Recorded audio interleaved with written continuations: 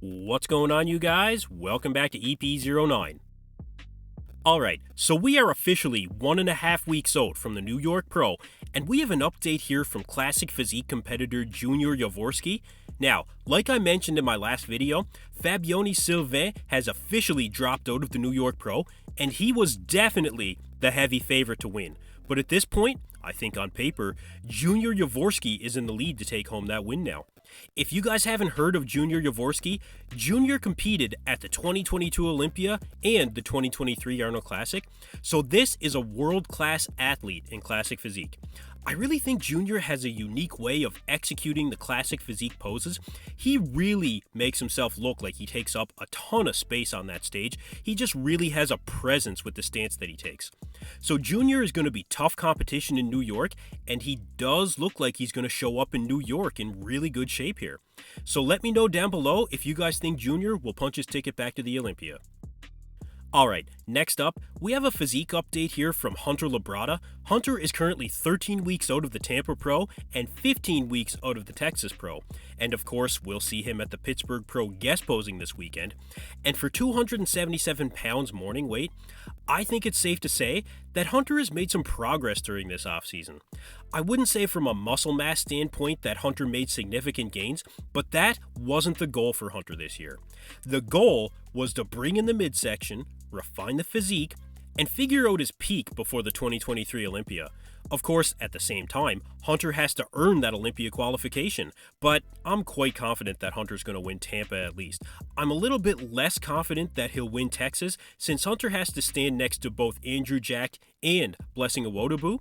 Now, I do think that Hunter Labrada at 100% can fairly easily beat Blessing Iwodobu. I hate to say that, but I do think that Hunter has a significant upper hand on Blessing. But I also think that Hunter at 100% can beat Andrew Jack. I'm not saying that he will beat Andrew Jack, but I do think that he has a chance.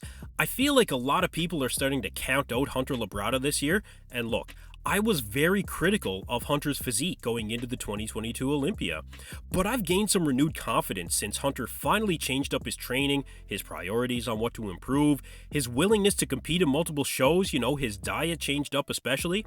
So, I do have more confidence in Hunter coming in improved in the 2023 season. And a lot of it did come down to his peak at that 2022 Olympia. He definitely has the muscle, that's absolutely certain. And as Hunter continues to diet down, I think we'll really be able to tell if the vacuum practicing has made a significant difference in his physique, and if the new whole food diet really makes him look harder and drier on stage, because he definitely looked a little bit more watery at the Olympia. So like I said, I am more confident in Hunter this year, but a lot of people out there are not necessarily as confident that he's made enough of a change. So let me know down in the comments below if you think Hunter is going to come in improved this year. Alright, next up, we'll be seeing Jang Sung Yeop do battle with Kareth Bajo at the New York Pro, and at 11 days out, it looks like Milos is going to have him dialed in to really bring his best package. So, how is Jang Sung Yeop going to compare to Kareth Bajo?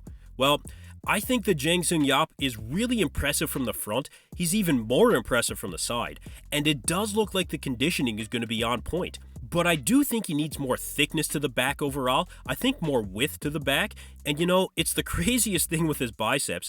They look great from the side and then the most muscular, but they definitely look undersized in the front double bicep pose. It seems like some sort of a genetic disposition. I don't think it's from undertraining, but I don't know how else to explain it.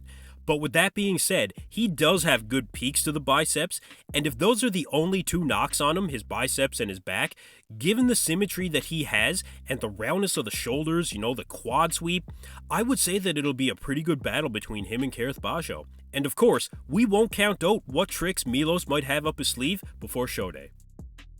Alright, last up, Joe Seeman drops a couple of physique updates at 11 days out of the New York Pro, and I'm not surprised. But Joe hasn't lost a single ounce of muscle as he's continued to diet down. Like, you just can't help but be impressed by the size of Joe Seeman. The arms are huge, the quads are huge, he's got massive teardrops. I like his variation on the most muscular here too.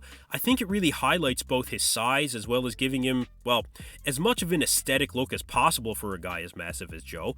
The side chest is a strong pose for Joe too. You know, I think if he bent at the knee just a little bit more, he would accentuate that hamstring drop even more. Huge calves though too. I can definitely see Joe taking home a top 3 finish at this show. If he shreds down just a bit more, I will say that, but Joe really has made some solid improvements for this show. And at 278 pounds, to be this lean is pretty impressive. I still think he has a little bit more to go before he really reaches that inside-out crazy shredded look on stage, so he'll have some more suffering yet before the show, but if he's willing to suffer enough, and I'm betting he is, a top 3 finish is definitely within Joe's reach in New York. Anyway, that's it for me in this video, you guys. Thank you for tuning in to EP09. Be sure to like and subscribe.